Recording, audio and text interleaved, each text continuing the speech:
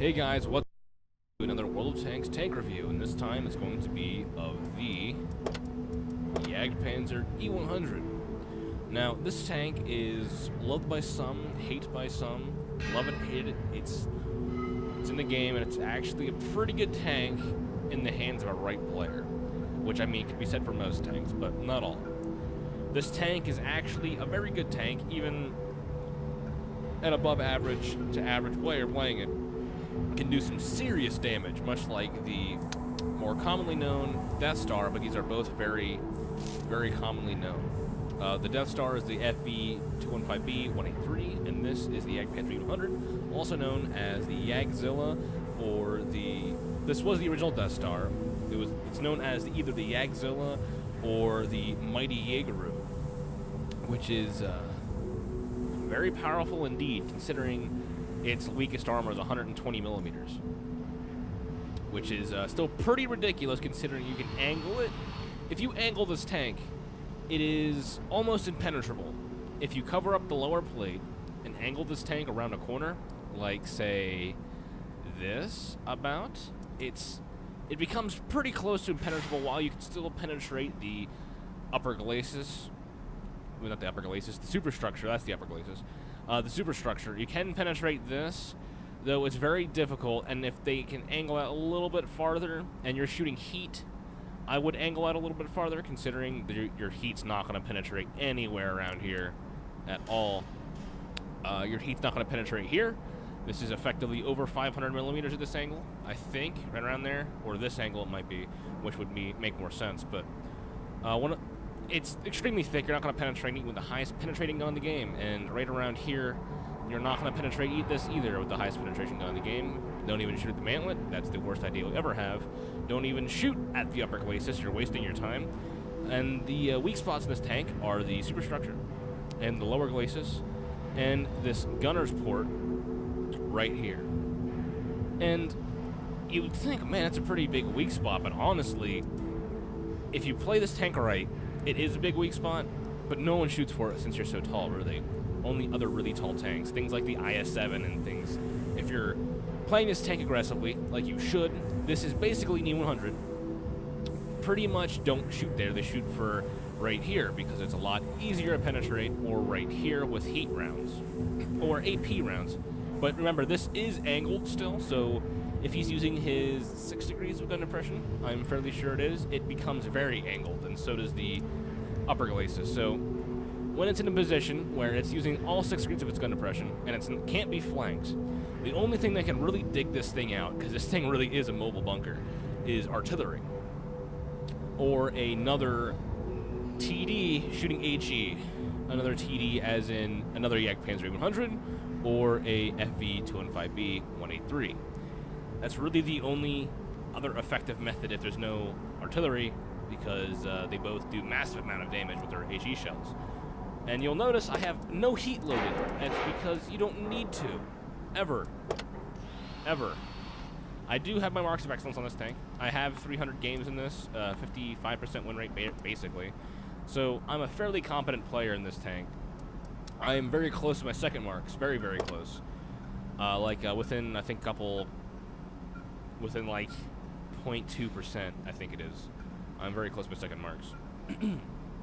As you can see, the penetration for the AP rounds is 300 millimeters, and the penetration for the heat rounds are 420 millimeters.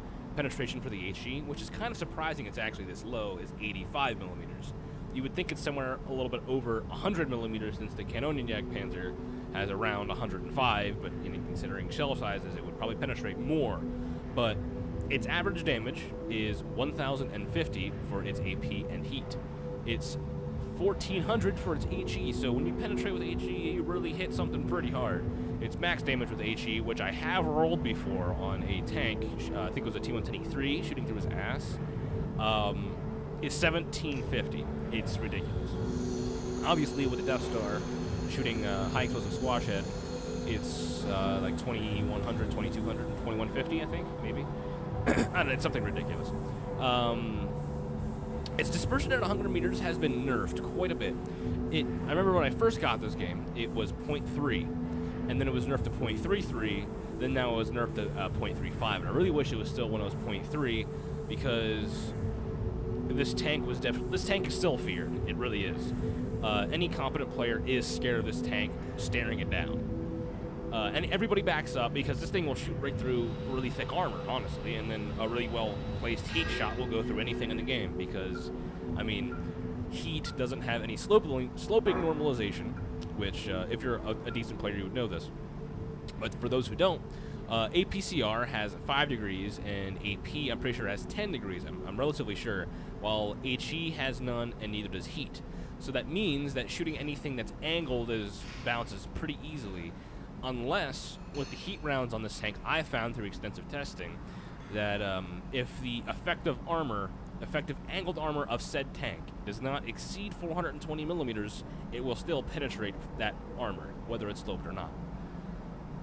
Which you would think it wouldn't, considering it has no sloping normalization, so you'd think it'd bounce right off, but most times it won't. Shooting through spaced armor or tracks, it will be eaten up and do no damage.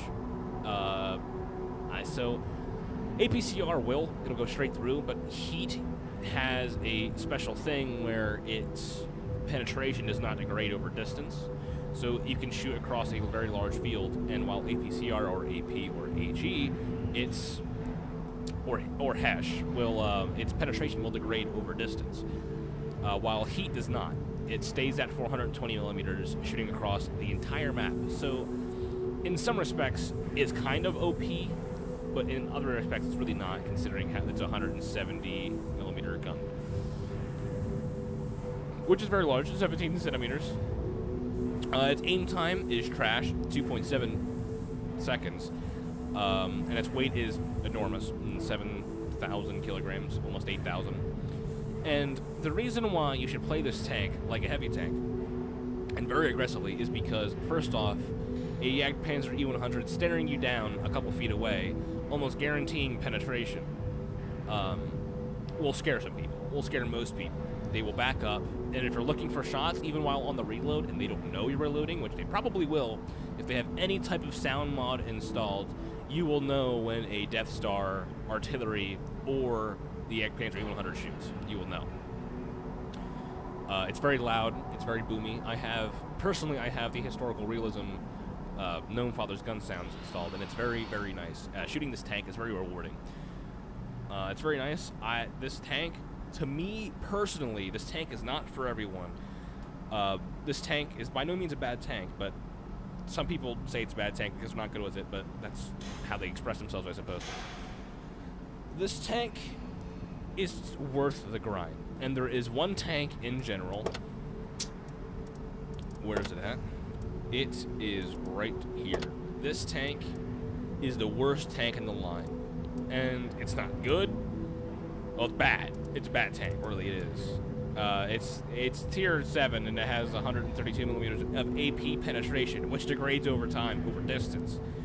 And so does its APCR, and it's a tank destroyer, mind you. This is like a medium tank gun with high alpha. It's not good at all, and that's its best gun. You have to grind for that if you haven't unlocked it already in other tanks, which comes in different tanks. Which, I mean, you'd have to go down the other line. So this tank's horrible. This tank is really the worst part of the line.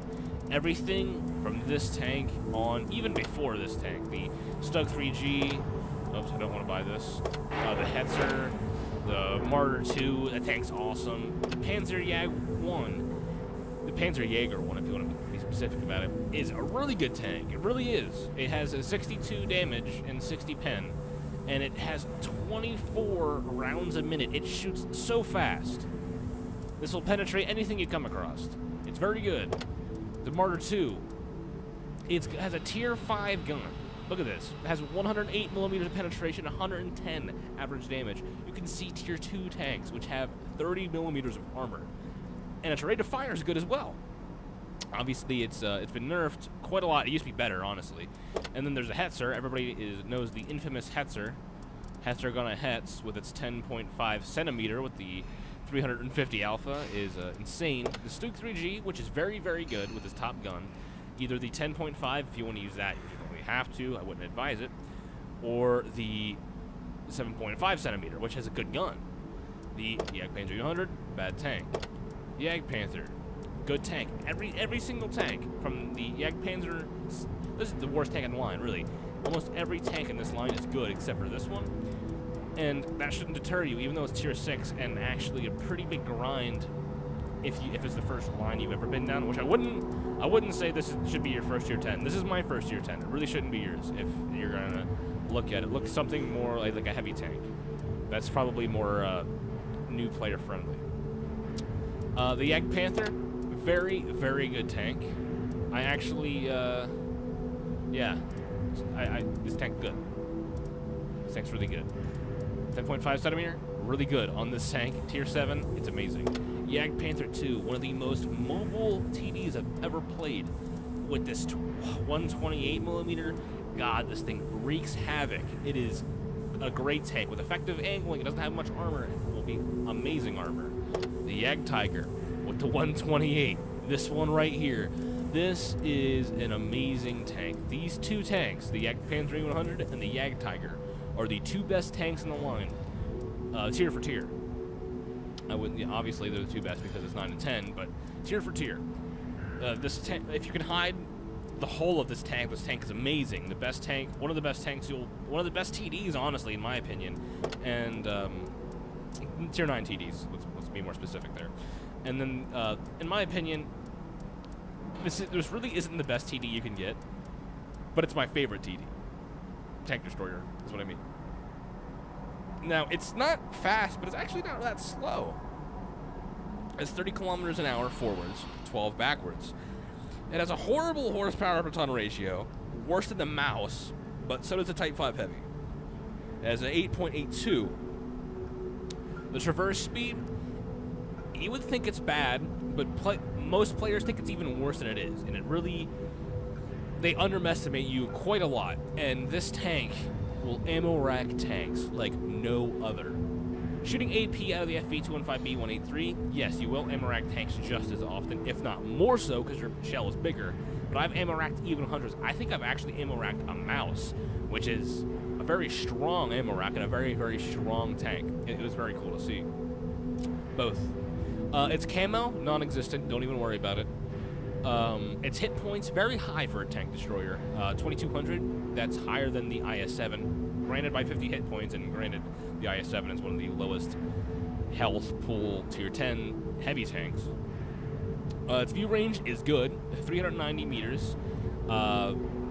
With 100% crew, it's really more than you'll ever need, even in a tier 10. If you want to put, I think, what do I have on? I forget what I fucking have on it. Whatever, I'll show you in a second.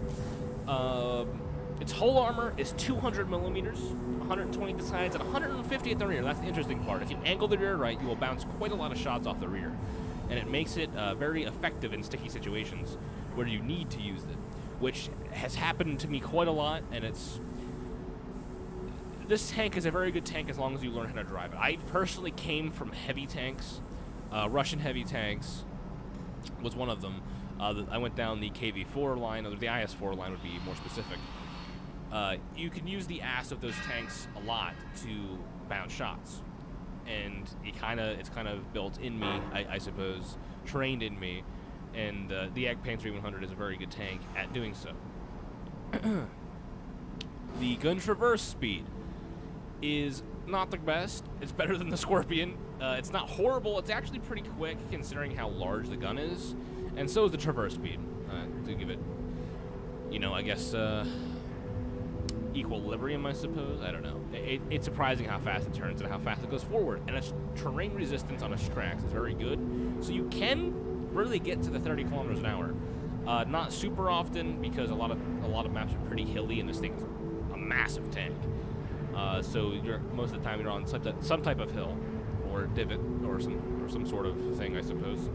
The gun traverse arc is tiny. That's what is the balancing factor of this tank. It's not the slow speed, because a lot of tanks are slow, but it doesn't mean they're bad. The E100 is slow, and it's very, very good. Like, the most frustrating thing about this tank is when the battle gets away from you, because you really can't do much more upon that point. So really, you do better in games when it's either a kind of a stalemate or you're starting to lose a little bit, but like once you start to lose, you'll start to win because you shoot 4 times in a row and do 4,000 damage each shot, if not more. I think the highest I've ever rolled was like 1,300-ish damage, and it's the best feeling ever. Very rewarding watching that 1,300 hit points, half a tank's health bar just disappear. It's so rewarding. It's kind of cancerous to the game, but you know what? It's how you balance tanks. Is tanks like this, tank destroyers. The most balanced tank in the game, obviously, is the Waffle Trigger off E100, and if you don't know what I'm talking about, it's the most balanced tank in the game, and Sir will agree with you. The gun depression isn't the best, but its gun is lower to the ground than the E100, so you can, those IS-7s that try to face hug you because they've faced a lot of E100s, you can shoot the very top of their turret and you will ammo rack them in one shot, so full health them pretty easily, not too difficult. The elevation is not great, but it's not horrible. It's 17 degrees. Most times you really won't be using your elevation. And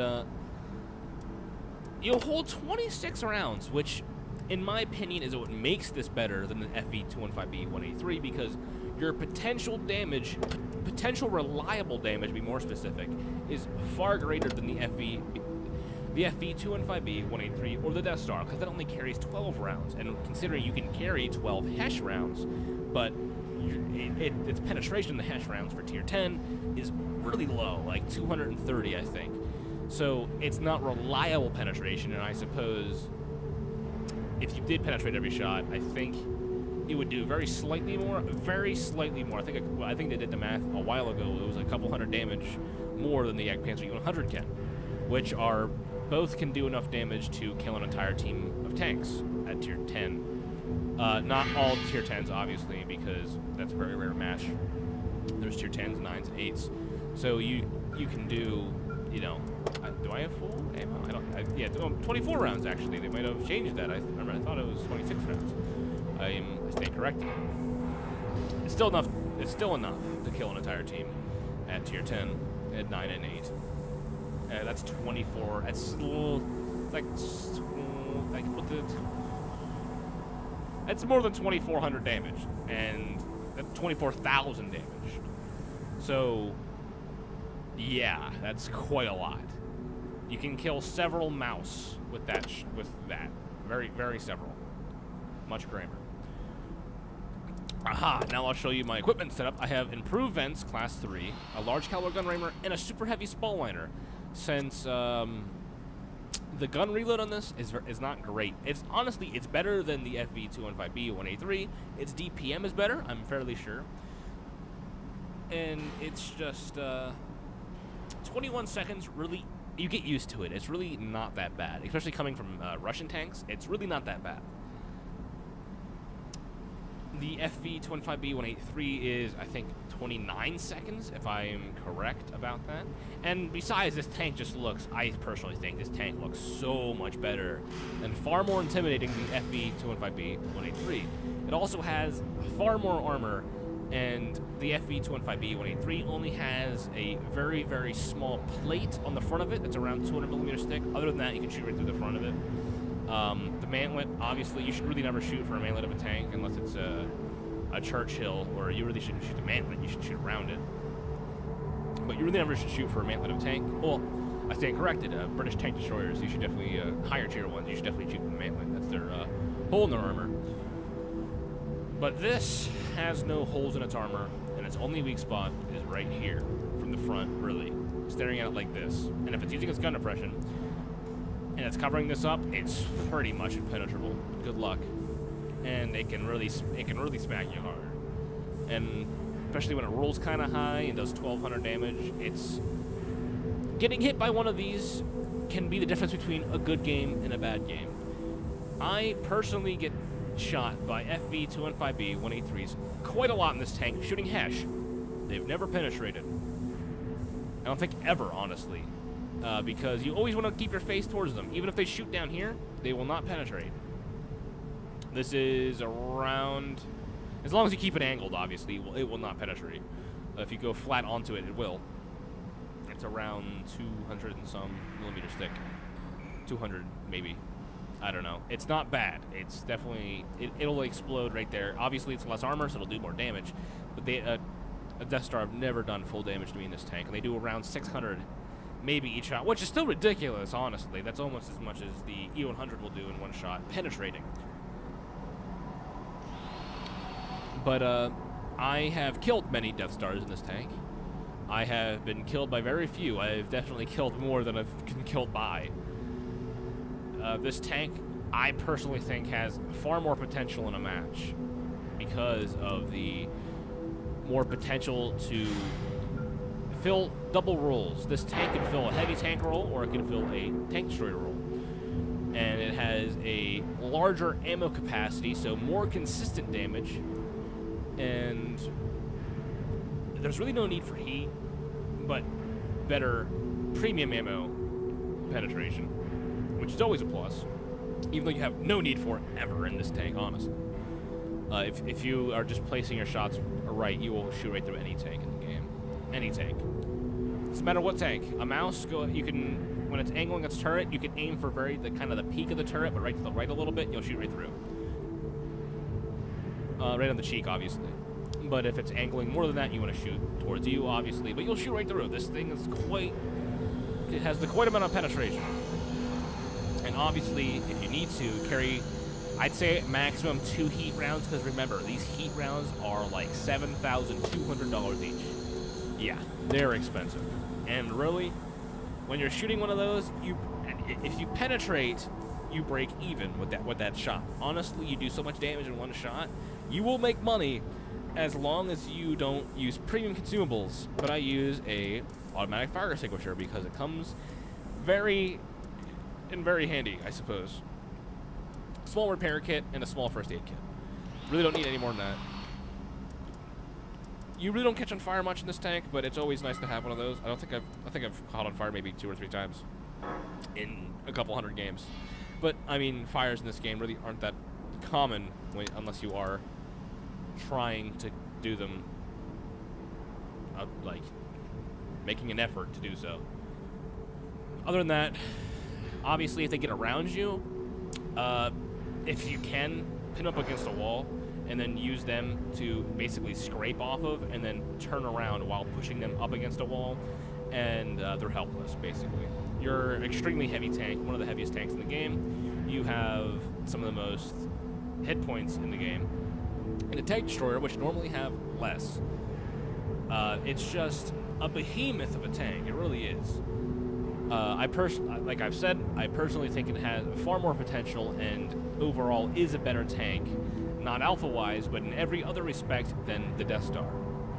And I mean, what really makes a tank destroyer, I would say, honestly, is reliable penetration. I wouldn't say it's alpha. Even though it's your 10, it kind of is. Whoever has more alpha is more scared of you, but there will be times you're driving this tank, people will stare at you, even if they're being shot, and they just stare at you to make sure you can't shoot them, or try to scare you off from shooting them because you're so scared of this alpha damage gun. But there is a perk of having slightly less damage than the Hesh rounds in the Death Star, is that if you're seen, and so is a Death Star, they're shooting for the Death Star before they're shooting for you. And even if they do shoot for you, some effective angling will pretty reliably bounce most shots shot at you, unless it's by another extremely high penetration gun, as in another tank destroyer. But I have a fantastic replay to show you of the JagdPanzer E100. 12,000 damage, I think, actually. Show you the potential of this tank. But I think this is it for part 1, and I will see you guys in part 2, if you so wish or desire.